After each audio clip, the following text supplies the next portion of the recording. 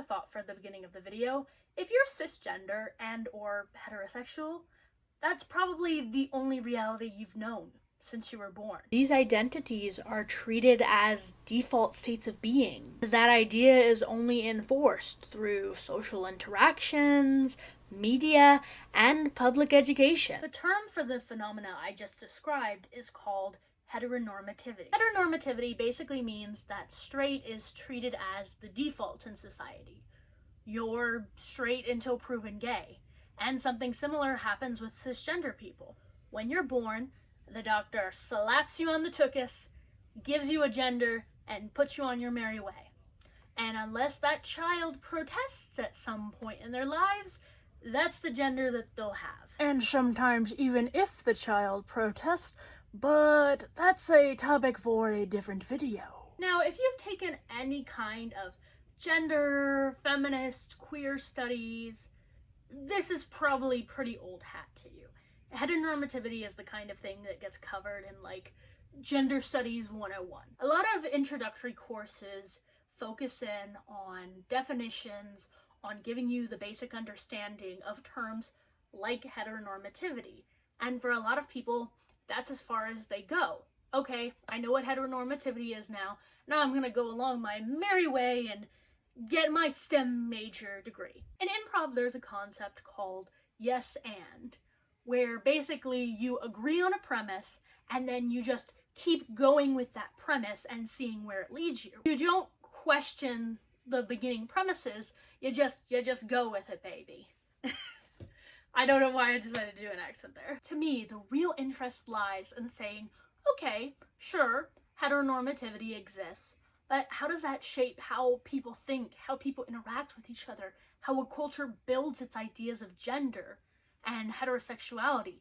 That's where the real meat, the real juicy graviness comes in this conversation. And it's that juicy graviness that I'm really interested in getting into. Well, the book I'm discussing today starts to dig into those questions by exploring how American teenage boys navigate these sort of questions within high school and how they come to define masculinity and heterosexuality for themselves. Now, before the discussion, a quick disclaimer. This book touches heavily on toxic masculinity, homophobia, misogyny, racism, and also mentions some descriptions of dubious consent in sexual encounters. If any or all of those are deal breakers for you, I totally understand. Feel free to click away now, go watch another video, and I'll see you all next time. Another thing that I have to touch on is that the title of this book has a homophobic slur in it. That's not something we can get around. So every time that I would say the homophobic slur, instead I'm going to say cigarette. It's a workaround, it'll have to do. Now, when I was first assigned to read this book in my Anthropology of Adolescence class, I was a bit worried, to be honest. When you read an ethnography, it's almost always an exercise in empathy. You'll most likely be reading about someone who's different than you, radically so sometimes, whether that's because of geography or culture or language or religion or any hundreds of thousands of things. And sometimes it can be really difficult not to come in with your own preconceived notions about those people and let that bleed into your reading of the book. And that wasn't quite as much of a case for me in this situation. This was about American teenagers roughly 5 to 10 years before I was an American teenager, but it did make it a little bit more difficult, the fact that it was mostly about jockey teenage boys and their views on women and their views on gay people, when I myself am a fat queer woman. You see why I might have some issues there. So, with all that being said, what did I actually think of the book? Well, the language in the book can be upsetting at times. That's not really the author's fault. She is directly quoting the people that she's researching, but it can still make it hard to get through at times. So I'm going to go through my favorite chapters of the book and just highlight a little bit that I think really makes this book shine and really makes it worth reading. Chapter 2, Becoming Mr. Cougar, Institutionalizing Heterosexuality and Masculinity at River High. This chapter is probably my favorite, just in the way that it makes it clear how gender and sexuality are institutionalized. One of the reasons for public education that I think a lot of people don't really realize is to teach you how to be a little member of society. Like, sure, you learn math, you learn physics, you learn all this great stuff, but the whole time that you're in school, you're also learning how to act like a duck, how to quack like a duck, along with all the other little children. I mean, in fairness, though, High School Musical did try to warn us. Stick to the status quo! Does that date me too much? Does that make me an old? Gender and sexuality hierarchies are baked into school settings in ways that I think are really insidious unless you're deliberately looking for them. Or if you make some sort of social faux pas, and then it's really easy to notice that, hey, you're not following the rules. The rules we didn't tell you, but we expected you to know. This chapter is also really great for the way that it shows how race integrates with these ideas of masculinity. You know, what it means to be a white masculine man versus what it means to be a black masculine man or a masculine man of color. Those are all different things with different expectations, and I think this chapter is one of the best at showing how those two concepts interact with each other. Chapter 3, Dude, You're a Cigarette. Adolescent Male Homophobia. This chapter is more about sexuality, and it talks a lot about homophobia shapes the idea of teenage male masculinity. As the anthropologist Anthony Cohen and High School Musical explain, sometimes it's easier to know who's an insider based off of who is an outsider. Now, that can sound a little backwards, but we do it a lot. Like if you say, only real anime fans watch subs, or you're not a real gamer if you don't use a gaming PC, or any other little thing that makes you a true fan or a true part of the community. This chapter is all about those kinds of things, where teenage boys enforce their idea of masculinity by calling anyone outside that idea of masculinity a cigarette. Now, this is interesting because it's directly tying gender and sexuality. It's saying that to be a real man, you have to be heterosexual, and that to be non-masculine is to be a cigarette. Now, this might not be a groundbreaking theory if you've ever seen stereotypes of gay men as, you know, frilly little sissies who can't do anything masculine.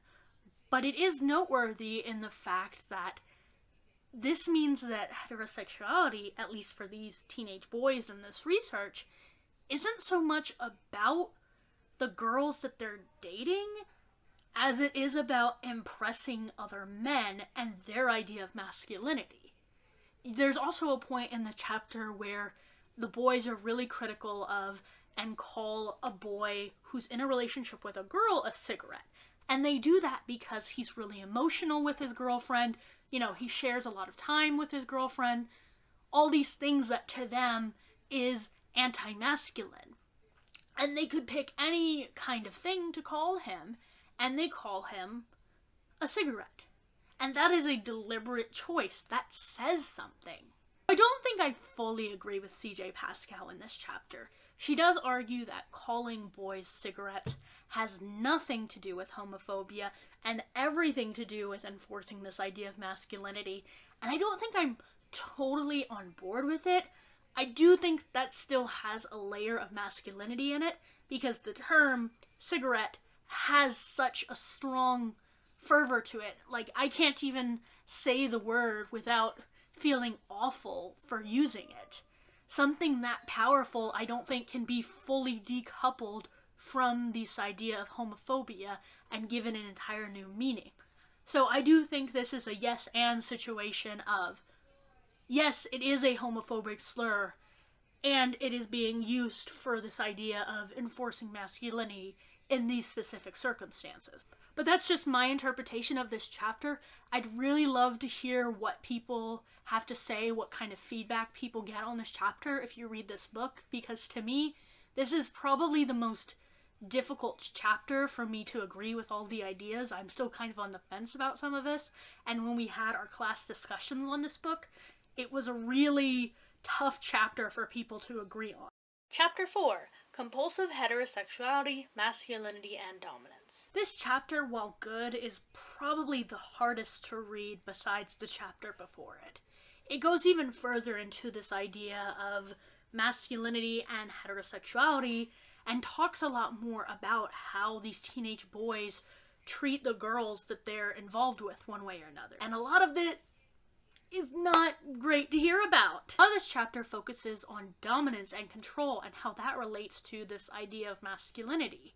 You know, these boys tell these horrible stories about how they were like borderline rapey to their girlfriends. It really puts at the forefront of the discussion that these relationships with these girls isn't about being with the girls for these boys. It's about impressing other boys, and that was really eye-opening for me at the time. Final thoughts. Overall, I think this book has a lot of great insights, and I do think it's worth a read, especially if you're interested in the subject of masculinity or gender or sexuality, but it's also probably a really tough read for a lot of people. When I first read it, it had this really powerful effect on me. At the time, I was in my final year of undergrad, and I was gearing up to do my applications for grad school, and I was having a really hard time at it. If you've never applied for a grad school that's like mine, you can't simply fill out a little form saying, "Hi, I would like to go to your grad school." You have to write this letter of intent. It's this little one-page description, and it basically says what kind of research you want to do with the institute, what kind of, question you're interested in asking, all that jazz. And I didn't have any of that figured out. I didn't really know why I wanted to go to grad school. I just knew that I had always planned to go to grad school. That was always the next step in my academic journey. And then I read this book, and it made things a lot more clear for me. Being able to read between the lines like that, and being able to understand what's being said that's not actually being said, there's something amazing in that. And after reading this book, it really made me realize what kind of research I wanted to do and what questions in sexuality and gender I thought there was still to ask. I can't recommend this book for everyone. As I've said multiple times in this video, it can be tough to get through at times. I won't deny that.